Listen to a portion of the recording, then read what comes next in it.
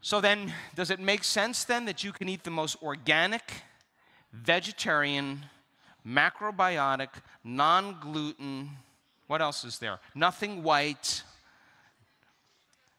no sugar, lactose-free, alcohol-free. You can have the most perfect diet. But if you were living in fear, in rigidity, in perfectionism, in self-judgment, you would have to tell me that the signal to the cell is going to cause the cell to make organic fear protein. Yes or no? Yes. And so then changing, I mean, it's important to eat well, but it's also important to address those very strong emotions. Are you with me still? So then, the model of change then is unlearning and relearning. It's breaking the habit of the old self and reinventing a new self. It's what we say in neuroscience, pruning synaptic connections and sprouting new connections. Unfiring and unwiring circuits in your brain and then refiring and rewiring new circuits. It's unmemorizing emotions that are stored in your body and then reconditioning the body to a new mind or to a new emotion. It's literally losing your mind and creating a new one. It's becoming familiar with the old self, that 95% of who we are is a set of automatic, unconscious programs of thoughts, behaviors, and emotional reactions. And in order for you to change, you have to become so conscious of those unconscious thoughts that they never slip by your awareness again.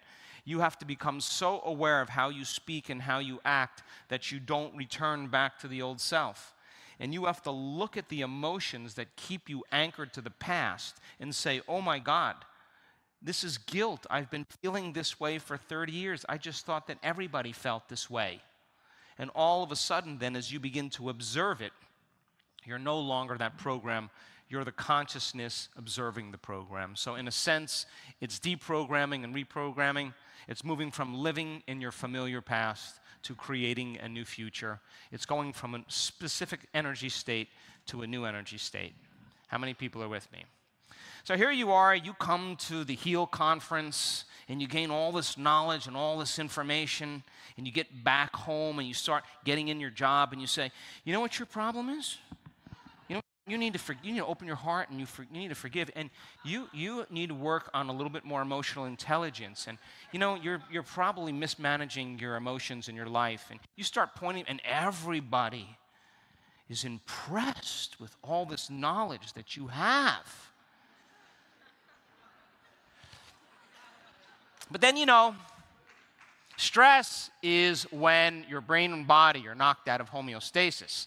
Whether you respond to a lion or a coworker, you are going to turn on that stress response in the same way. And if you had some difficult situations with your coworker from the past, and you start thinking about your coworker, do you know that you can turn on the stress response just by thinking about her?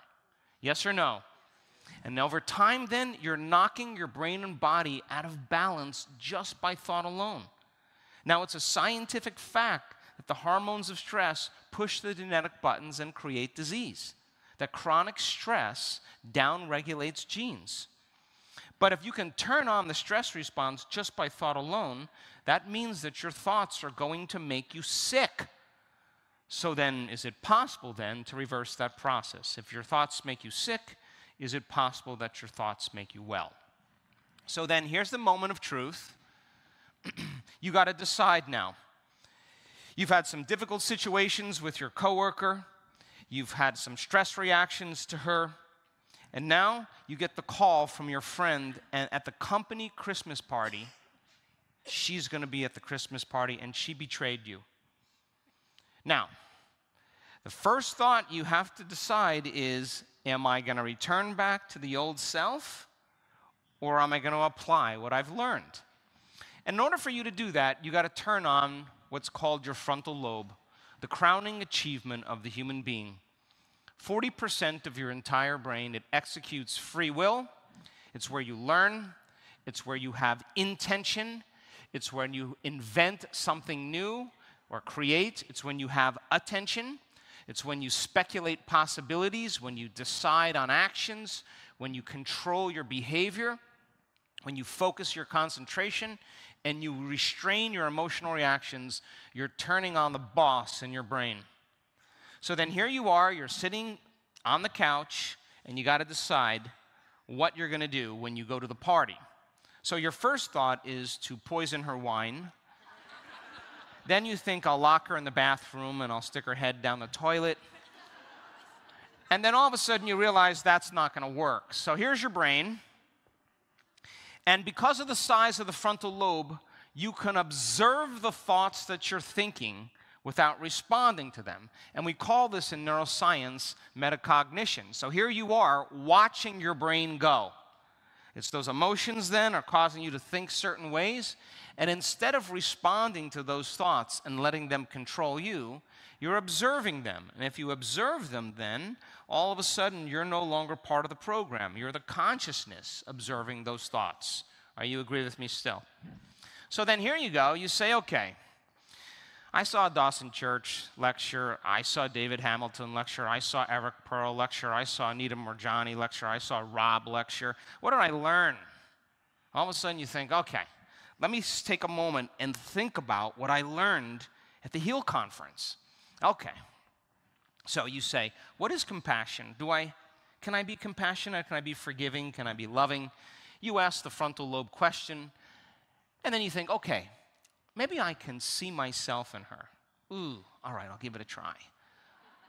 Okay, I gotta stay present. I can't go back to the past. I gotta focus on the nice things that she has. And as you begin to activate these circuits of information that you've learned, when you get enough of those neurons firing, they start to fire in tandem, and the next thing you know, you get a picture in your mind. Yes or no? Now you have an intention. And so then you walk into the party, you get your behaviors to match your intentions, you get your actions equal to your thoughts, you do exactly what you thought about.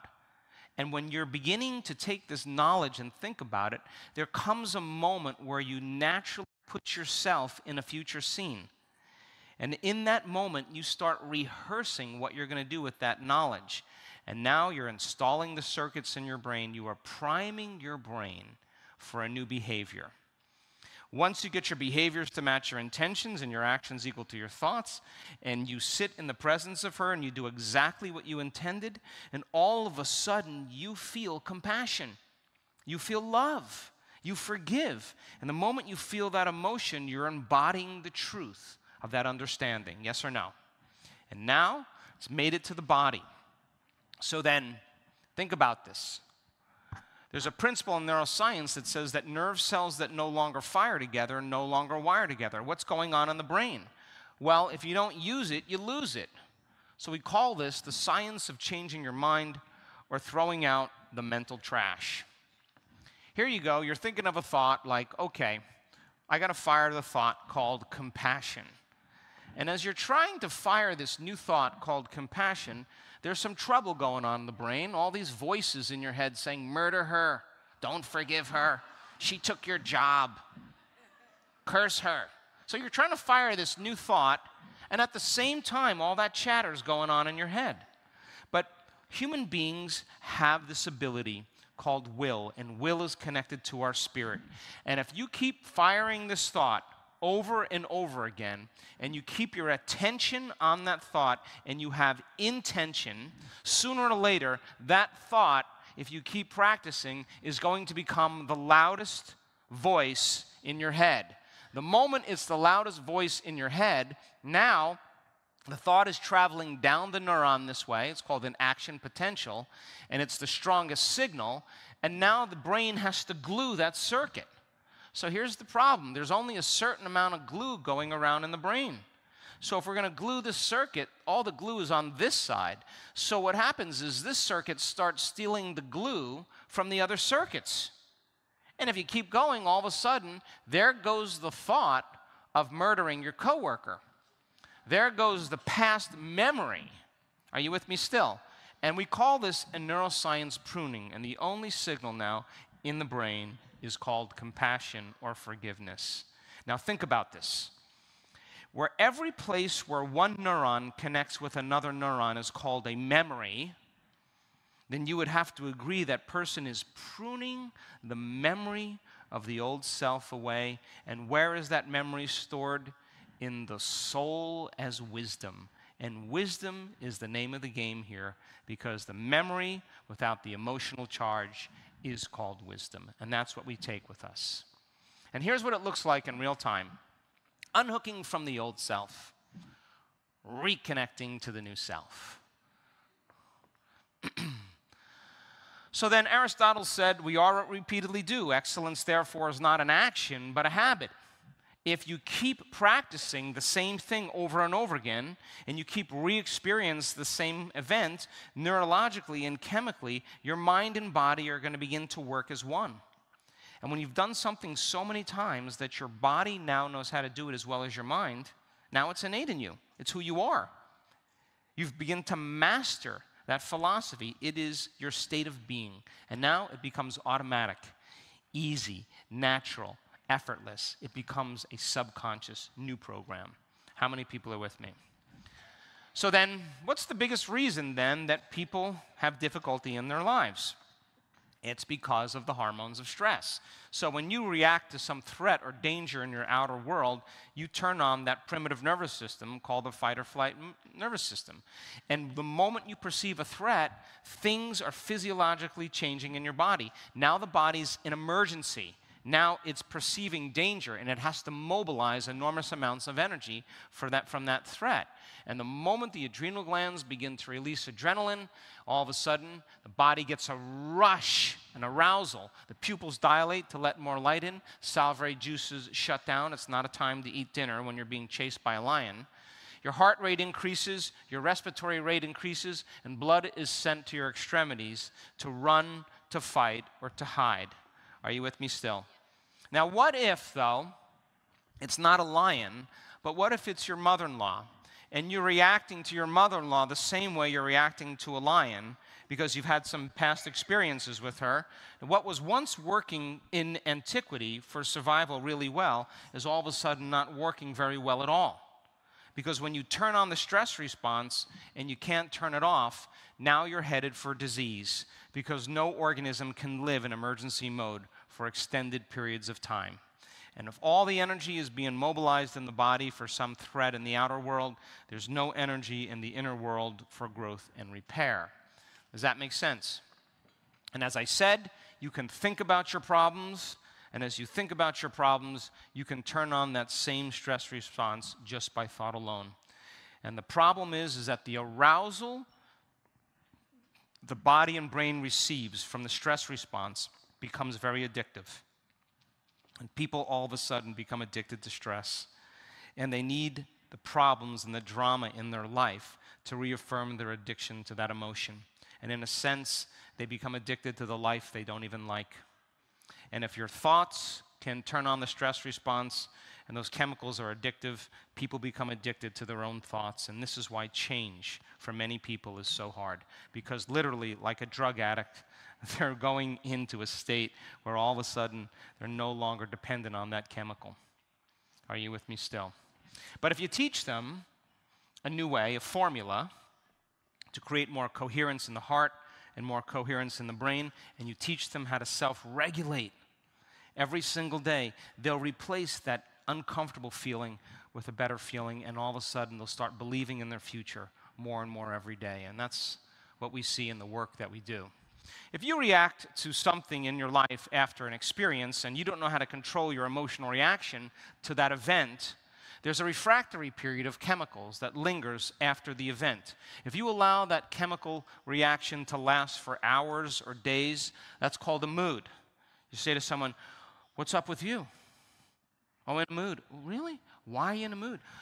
"I had this thing happen to me 5 days ago, and I'm having one long emotional reaction." You keep that same refractory period going on for weeks or months, that's called a temperament. Why is he so angry? I don't know, let's ask him. "Why are you so angry?" "I had this thing happen to me 6 months ago, and I'm memorizing my emotional reaction." You keep that same refractory period going on for years on end. That's called a personality trait. And most people's personalities are connected to the past. Are you with me still? Learning how to shorten your refractory period to to conditions in your life is called emotional intelligence. And it's the greatest thing you could ever teach your children. Because being able to let go of that emotional state is going to keep them from returning back to their past. And it's a great skill.